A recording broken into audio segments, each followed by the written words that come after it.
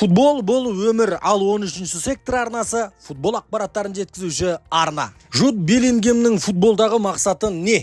Пеп Гвардиола Манчестер Ситидан кетеді ма? Осы және басқа да футбол ақпараттары 13-ші сектор арнасында. Достар, арнамызға жазылып қоңыраушаны басып қоюды ұмытпаңыздар. Біз сіздер үшін жиі футбол ақпараттарын шығаратын арнамыз. Ал енді біз бастайық, кеттік. Достар, Пауло Дибала деген талантты білесіздер, және де осы маусымнан кейін ол Ромадан кетеді деген ақпараттар маусым аяқталуға жақын қалған сайын көбірек шығып жатыр. Неге десеңіздер, Италиядан басқа лигалар оны 12 миллион евроға ғана сатып алады. Бұл сатып алатын клубтардың ішінде аттар көп. Ең бірінші клуб Барселона. Барселонаға Дибаланың жан-жағындағыларының өзі, агентінің өзі Барселонаға ұсынған екен Дибаланы. Бұл Барселона үшін тамаша мүмкіндік, және де Атлетико Мадридта қызығушылық танытып отыр екен Дибалаға. Одан бөлек АПЛ-дан да Астон Вилла, Вест Хэм сияқты клубтар бар Дибалаға көз тігіп отырған. Енді Дибаланың талант екенін білеміз. Дибала жалғыз өзі біраз нәрсені шешіп тастайтын ойыншы. Ромаға ол өте қажет. Рома барынша онымен жаңа келісім шарт жасасуға тырысатын болады. Дибала Романың сапында осы маусымда 20 ойын өткізіп, 12 гол салып, 7 голдық пас берген екен. Неймар жақында ғана ESPN басылымына сұхбат берген екен. Сол жерде Мессимен қайтадан ойнағысы келетінін жеткізген екен. Біз Суарес, Месси мен үшеуміз өте жақын доспыз, және де үшеуміз жоспарлағанбыз, мансабымызды бір жерде аяқтасақ деп армандағанбыз. Мен енді қазір аяқтаймын деп айта алмаймын мансабымды, бірақ та Мессимен қандай жағдайда да мен ойнағым келеді. Ең болмаса бір маусым тағы да ойнағым келеді деген екен.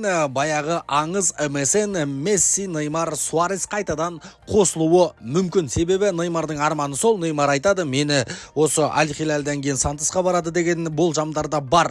Бірақ та мен Сантосқа бармас бұрын ұсыныс түсіп жатса, Интер Майамиге барып ойнағым келеді деген екен. Бұл енді қазіргі таңның өзінде Интер Майамидің басшыларына деген намек тастап қойған сияқты. Мені алыңдар, мен сендерге баруға дайынмын деген сияқты бір ақпарат көрінді.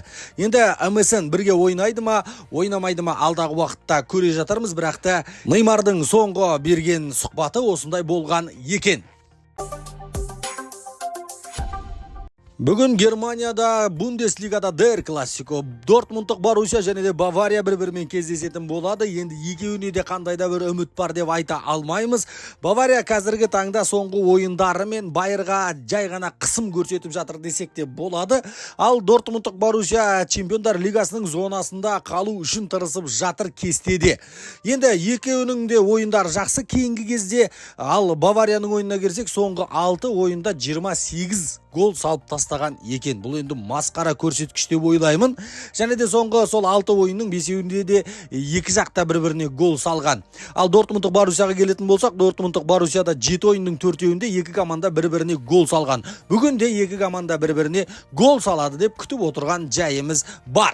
Ал 13-ші сектордың демеушісі 1xBet компаниясы. 13-ші сектор промокод арқылы кіретін болсаңыздар, сіздерге 200 мың теңгеге дейін бонустар дайындап қойды. Бүгінгі тамаша ойындарда 1xBet'тің беріп отырған керемет мүмкіндігін жіберіп алмаңыздар. Сілтемесі осы видеоның астында тұр. Алғашқы депозит үшін 200 мың теңгеге дейін бонус алыңыздар, ұтысты болыңыздар.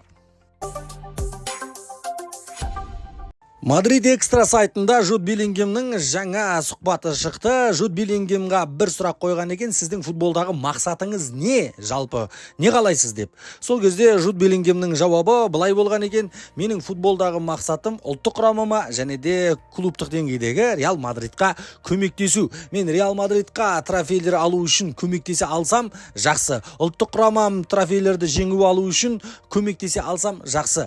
Мен қолымнан келгенше ұлттық құрамаға көмектесу, Реал Мадридқа көмектесу және де трофейлер жеңіп алу. Менің мақсатым сол, өзімнің деңгейімдегі ойынды көрсету, командаға көмектесу, деді Жуд Беллингем. Жалпы мақсатына тура жүріп келе жатқан ойыншылардың бірі, екі жаққа да өте үлкен көмегі тиіп жатыр қазіргі таңда.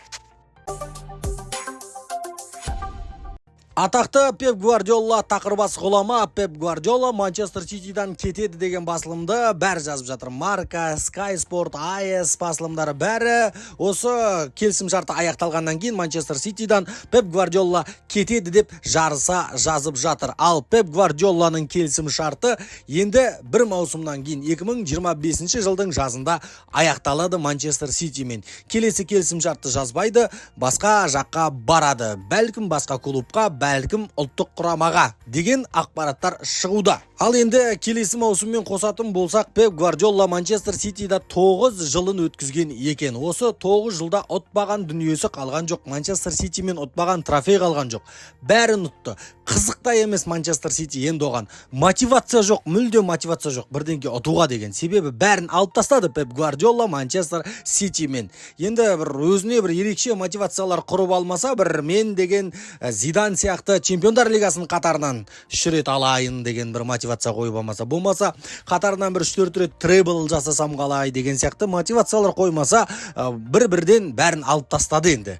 Қатар-қатар болмаса да 2-3-тен 5-6-дан алып тастаған кубоктары да жетеді. Сондықтан да Пеп Гвардиола кетеді деген ақпараттар көп. Қазір енді 3-4 жылда, ары кетсе 5 жылда клубты ауыстырып жібереді. Баяғыдай 10 жылдап бір жерде отырып алмайды бапкерлер. Сондай үрдіс жүріп жатыр қазір. Енді жалпы Пеп Гвардиола Манчестер Ситидан кететін болса, қай клубқа барғанын қалар едіңіз? Өзіңіздің ойыңызды комментарияға жаза кетсеңіз, сіздердің пікірлеріңізді оқу біз үшін де маңызды достар. Бүгінге осы 13-ші сектор арнасына жазылып қоюды ұмытпаңыздар. Бізбен бірге болыңыздар. Біз сіздер үшін жиі-жиі футбол ақпараттарын шығарып отыратын арнамыз достар.